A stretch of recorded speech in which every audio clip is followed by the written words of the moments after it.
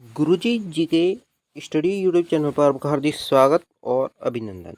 चलिए दोस्तों, वीडियो को करता हूँ शुरू और महत्वपूर्ण सवाल जवाब में आपका हार्दिक स्वागत। और आज हमारा टॉपिक है भारत का राष्ट्रपति। तो भारत की राष्ट्रपति के संबंध में आज का पहला सवाल है, भारत में कार्यपालिका का अध्यक्ष कौन होता है दोस्तों? सही जवाब आपके लिए होगा राष्ट्रपति भारतीय कार्यपालिका का अध्यक्ष होता है। ठीक है, अगला सवाल आपके लिए यहाँ पर है, देखिए, राष्ट्रपति पद्धति में समस्त कार्यपालिका की शक्ति किसमें निहित होती? क्या राष्ट्रपति पद्धति का पूछा है जिसमें समस्त कार्यपालिका की शक्ति की बात की जा रही है, वो दोस्तों किसमें निहित होती है? तो सही जवाब आपके लिए होगा राष्ट्रपति में निहित होती है। अगला सवाल आपके लिए यहाँ पर देखो क्या है कि भारतीय संविधान के अनुसार देश का प्रथम नागरिक कौन होता है? किसके अनुसार? भारतीय संविधान के अनुसार पूछा है, और जिसमें देश का प्रथम नागरिक भी पूछा है, तो कौन होता है? सही जवाब होगा राष्ट्रपति भारतीय संविधान के अनुसार देश का प्रथम नागरिक होता है। अगला सवाल देख लेते हैं। अगला सवाल आपके लिए यहाँ पर है, भारतीय संविधान के अनुसार संघ की कार्यपालिक शक्ति किसमें निहित होती है? क्या भारतीय संविधान का पूछा है जिसमें संघ की क्या कार्यपालिका शक्तियाँ हैं, वो दोस्तों किसमें निहित होती है? वो होती है राष्ट्रपति में निहित होती है। अगला सवाल आपके लिए है, भारतीय सेना का सर्वोच्च सेनापति कौन होता है? क्या पूछा है कि भारतीय सेना है उसमें सर्वोच्च सेनापति होता है, वो दोस्तों कौन होता है? सही जवाब होगा, वो सेनापति कौन होगा? वो होगा दोस्तों राष्ट्रपति। ठीक है, अगला सवाल आपके लिए यहाँ पर देखिए क्या है कि अगला सवाल है, भारत के राष्ट्रपति निर्वाचन होने का पात्र बनने के लिए किस व्यक्ति की आयु पूर्ण होनी चाहिए?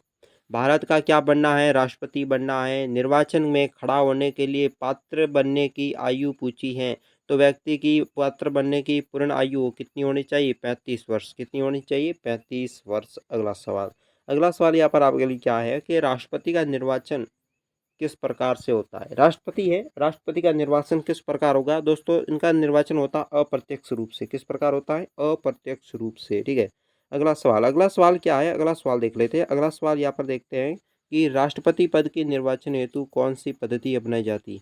क्या करना है? राष्ट्रपति पद के लिए निर्वाचन होना है किसी भी व्यक्ति को, तो उनके लिए दोस्तों निर्वाचन हेतु कौन सी पद्धति अपनाई जाती है राष्ट्रपति के लिए? तो उसे अपनाई जाती है समानुपातिक प्रतिनिधित्व एवं एकल संक्रमण मत पद्धति होती है, जिसके तहत क्या किया जाता है? राष्ट्रपति पद का निर्वाचन होता है, वो दोस्तों किया जाता है।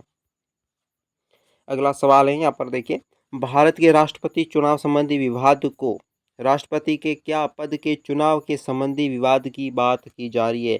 विवाद को किसे निर्देशित किया जाता है? विवाद को कौन सुलझाएगा? राष्ट्रपति के निर्वाचन के जो विवाद हैं उसे कौन सुलझाएगा दोस्तों? उसको सुलझाएगा उच्चतम न्यायालय। कौन सुलझाएगा? उच्चतम न्यायालय होता है, वो राष्ट्रपति के विवाद को सुलझाएगा। अगला सवाल, अभी तक आपने मेरे यूट्यूब चैनल को सब्सक्राइब नहीं किया तो कर दीजिए, वीडियो को लाइक करें, दोस्तों के साथ शेयर कर लें। वीडियो कैसा लगा कमेंट बॉक्स में आपको बताना ही है। चलिए अगला सवाल है, राष्ट्रपति के चुनाव के लिए प्रस्ताव एवं दोस्तों अनुमोदन की कम से कम कितनी संख्या होनी चाहिए? राष्ट्रपति का चुनाव हुआ है, उसका प्रस्ताव दिया है, क्या दिया है उसे का एक प्रस्ताव दिया है, और अनुमोदन क्या है प्रस्ताव का कि कम से कम कितनी संख्या होनी चाहिए राष्ट्रपति के चुनाव में? तो उसकी दोस्तों सदस्य संख्या कितनी होनी चाहिए? 15, यानी कि 50 होनी चाहिए। अगला सवाल आपको क्या निर्दिष्ट करता है कि राष्ट्रपति पद का चुनाव संचालित किया जाता है? राष्ट्रपति पद है, क्या राष्ट्रपति का क्या है? पद का क्या करना है? चुनाव। इसका संचालन कौन करेगा दोस्तों? निर्वाचन आयोग है जो राष्ट्रपति पद का चुनाव करेगा। अगला सवाल आपके लिए है, भारत के किस प्रकार के चुनाव में अनुपातिक प्रतिनिधि चुनाव प्रणाली अपनाई गई है? भारत में दोस्तों चुनाव में अनुपातिक प्रतिनिधित्व चुनाव प्रणाली अपनाई, किसके चुनाव में समानुपातिक प्रतिनिधि चुनाव प्रणाली अपनाई गई है? यह प्रश्न पीछे भी पूछा था, घुमा के पूछा था, तो इसमें दोस्तों सही जवाब होगा राष्ट्रपति के चुनाव में। पिछली बार था कि राष्ट्रपति का चुनाव किस प्रकार होता है कि उसका अनुपातिक प्रतिनिधि चुनाव प्रणाली के दौरान होता है, तो इसका सही जवाब क्या होगा? राष्ट्रपति होगा। ठीक है, अगला सवाल है, राष्ट्रपति का चुनाव क्या करना है? राष्ट्रपति का चुनाव के संबंधित मामले किसके पास भेजे जाते हैं? राष्ट्रपति के दोस्तों चुनाव हुआ है, क्या हुआ है? चुनाव। उसके संबंधित जितने भी मामले हैं वो दोस्तों किसके पास भेजे जाएंगे? वो दोस्तों भेजे जाएंगे उच्चतम न्यायालय के पास। किसके पास भेजे जाएंगे? उच्चतम न्यायालय के पास। चलिए अगला प्रश्न क्या बताता है? अगला प्रश्न बताता है राष्ट्रपति के चुनाव कितने वर्षों के लिए होता है? राष्ट्रपति का क्या चुनाव, क्या पूछा है, चुनाव के वर्ष पूछे हैं, कितने वर्षों के लिए होता है। तो दोस्तों 5 वर्ष, 5 वर्ष के बाद राष्ट्रपति का चुनाव दोबारा होता है। ठीक, अगला चुनाव, अगला प्रश्न है आपके लिए। अगला प्रश्न क्या है, राष्ट्रपति के निर्वाचन के लिए गठित निर्वाचन मंडल को सम्मिलित होते हैं। क्या पूछा है, राष्ट्रपति का निर्वाचन होता है ना, निर्वाचन में गठित दोस्तों निर्वाचक मंडल, इसमें सम्मिलित कौन होता है, स्थानीय संसद तथा राज्य विधानसभाओं के सभी निर्वासित सदस्य। स्थानीय संसद तो ठीक है, स्थानीय संसद तो इसमें सम्मिलित होगी, और राज्य विधानसभा के जितने भी निर्वासित सदस्य होता है ना, वे भी इसमें चुनाव में सम्मिलित होते हैं। अगला सुनाओ, अगला प्रश्न है आपके लिए कि राष्ट्रपति पर महाभियोग का आरोप संसद के किस सदन द्वारा लगाया जा सकता है। अब देखो, राष्ट्रपति ने कुछ गलती की है, उस पर महाभियोग लगाकर इस राष्ट्रपति को अब पद से त्यागना होगा, पद से हटाना होगा। तो इसके लिए ऐसा कौन सा सदन है जो इसे हटा सकता है, इसे महाभियोग कौन लाएगा। तो देखो, राष्ट्रपति है, राष्ट्रपति के संबंधित सवाल है, महाभियोग के संबंधित है। इसका आरोप दोस्तों संसद के किस सदन के द्वारा लगाया जा सकता है। ठीक है, तो कौन सा सदन लगाएगा, तो दोस्तों सही जवाब होगा संसद के किसी भी सदन के द्वारा, संसद के किसी भी सदन के द्वारा दोस्तों आरोप लगाया जा सकता है कि राष्ट्रपति के विरुद्ध महाभियोग चलाए।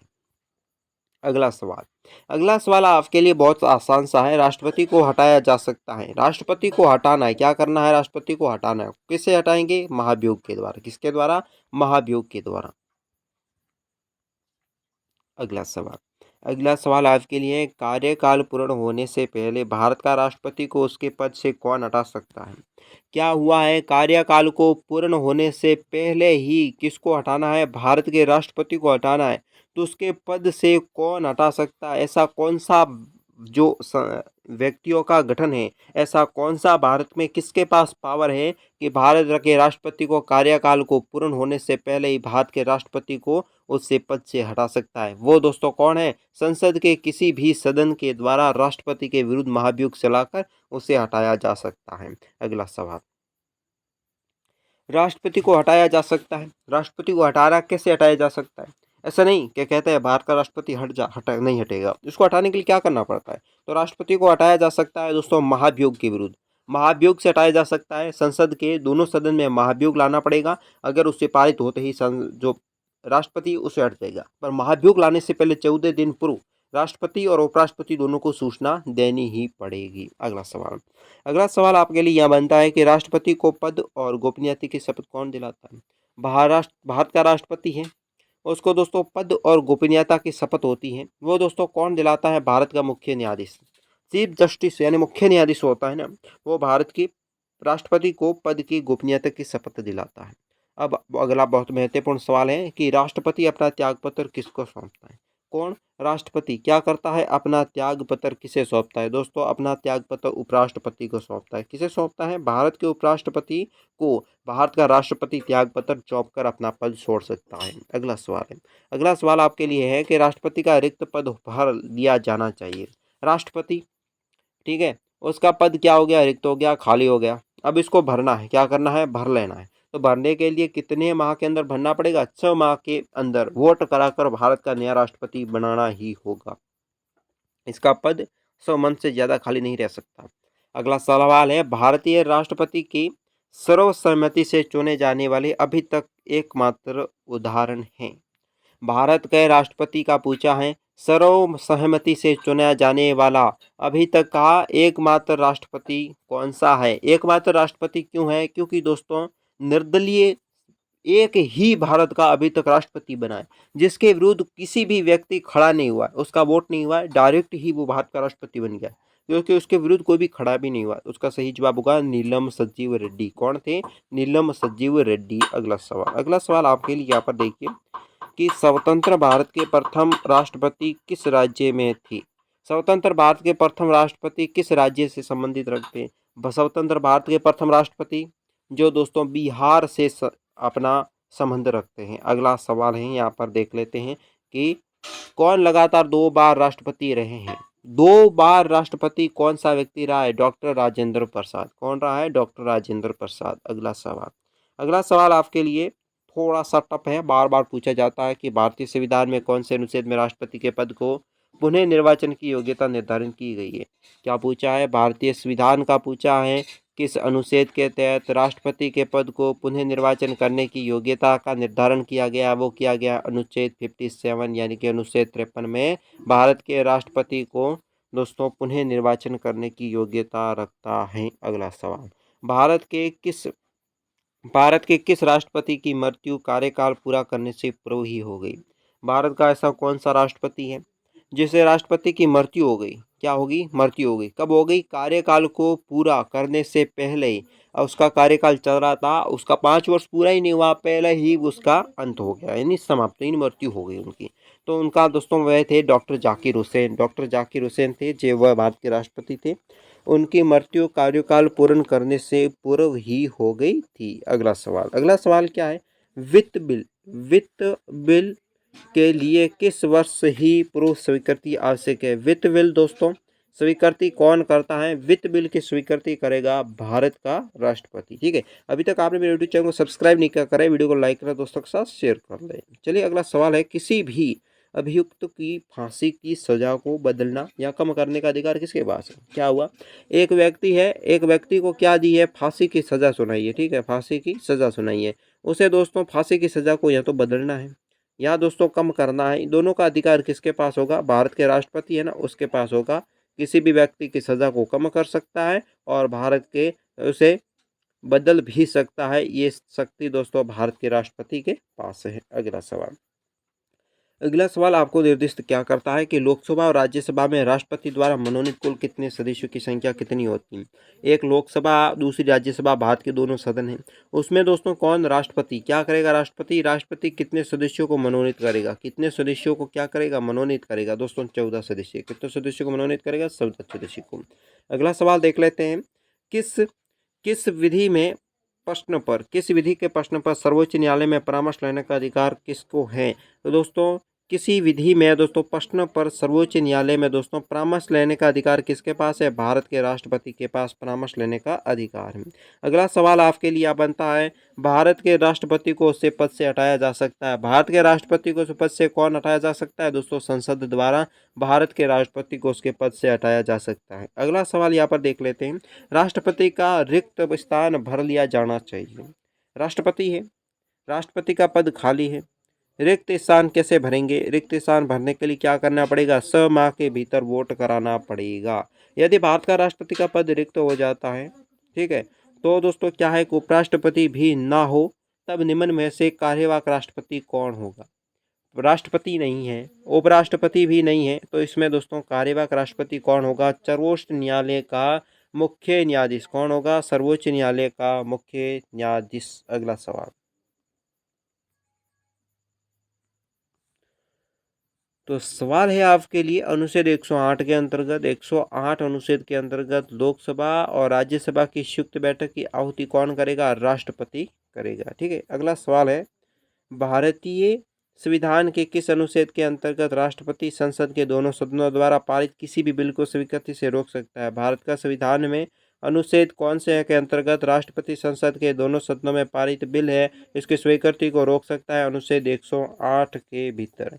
अगला सवाल यहाँ पर देखिए, भारत के संविधान में समस्त कार्यपालिका शक्ति किसमें निहित होती है? भारतीय संविधान की कार्यपालिका शक्तियाँ किसमें निहित होती है दोस्तों? राष्ट्रपति में निहित होती है। अगला सवाल, जब केंद्रीय मंत्रिमंडल ने वर्ष 2002 में चुनाव सुधारों पर दोस्तों क्या किया था कि जब केंद्रीय मंत्रिमंडल ने वर्ष 2002 में चुनाव सुधारों पर अध्यादेश के बिना दोस्तों किसी बदलाव को उससे राष्ट्रपति से वापस भेजा, तब राष्ट्रपति ने भारतीय संविधान में किस संशोधन के अंतर्गत उसे सहमति दी थी? अनुच्छेद 123 के अंतर्गत। अगला सवाल है कि निम्नलिखित में से किन की नियुक्ति भारत के राष्ट्रपति द्वारा की जाती है? दोस्तों भारत के राष्ट्रपति है उसके द्वारा किसकी नियुक्ति की जाती है? वित्त आयोग के अध्यक्ष, संघ राज्य क्षेत्र के मुख्यमंत्री की।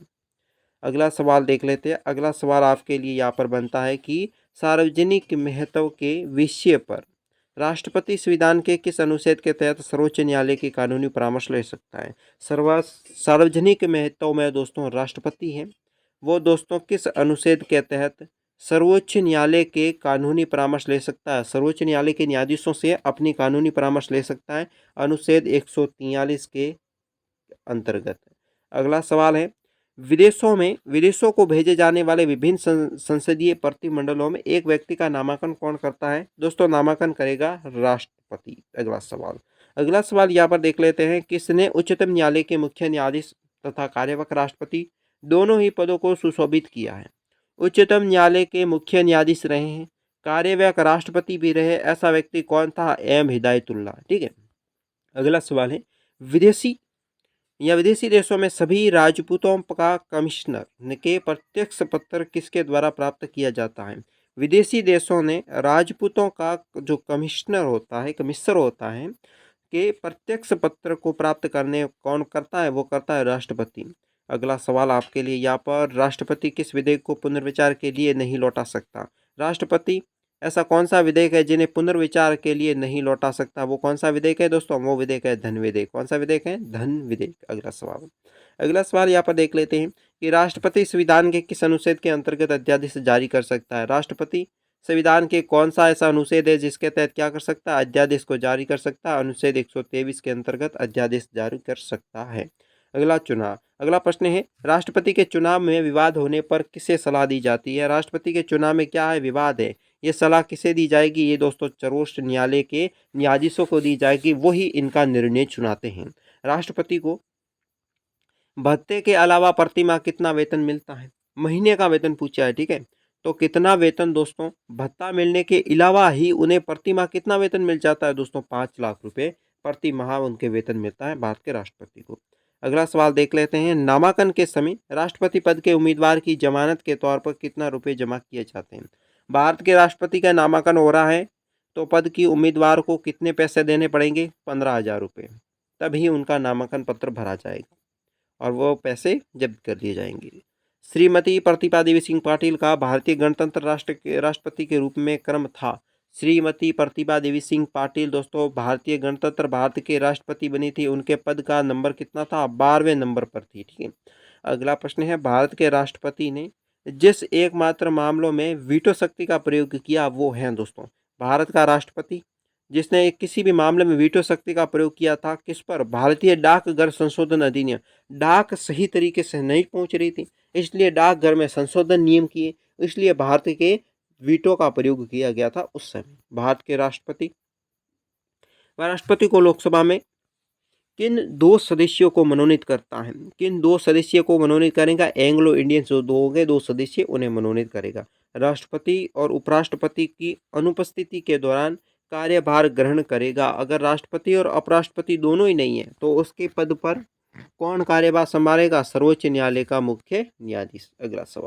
अगला सवाल है, लोकसभा द्वारा पारित विधेयक यदि राष्ट्रपति लोकसभा का पुनर्विचार के लिए लौटाता है और लोकसभा उसे पूर्वतः पास कर के राष्ट्रपति के पास भेज देता है तो राष्ट्रपति विधेयक को क्या करेगा दोस्तों? अनुमति दे देगा कि इसे पारित कर दिया जाए। अध्यादेश जारी करने का अधिकार राष्ट्रपति को कौन सा अधिकार है? अध्यादेश जारी करने का राष्ट्रपति को अधिकार कौन सा है दोस्तों? ये विधायी अधिकार है। अगला प्रश्न है, भारत एक गणतंत्र है, इसका अर्थ क्या हुआ दोस्तों? भारत में वंशानुगत शासक नहीं है। अगला सवाल है कि एक विधायक जो संसद में प्रस्तुत किया जाता है कौन सी क्रिया के बाद ये एक विधायक अधिनियम बन जाएगा? जब राष्ट्रपति अपनी सलाह दे देगा। अगला सवाल है आपके लिए कि भारत के राष्ट्रपतियों में से कुछ समय के लिए गुटनिरपेक्ष आंदोलन के महासचिव कौन थे? तो महासचिव राष्ट्रपति में से ज्ञानी जैल सिंह थे। ठीक है, जो प्रधानमंत्री नहीं बने। लाभ के पद का निर्णय कौन करेगा? लाभ का पद के लिए निर्णय कौन करेगा दोस्तों? संघीय संसद करेगी। अगला सवाल, किस भौगोलिक क्षेत्र को अनुसूचित क्षेत्र घोषित करने का संवैधानिक अधिकार किसके पास है?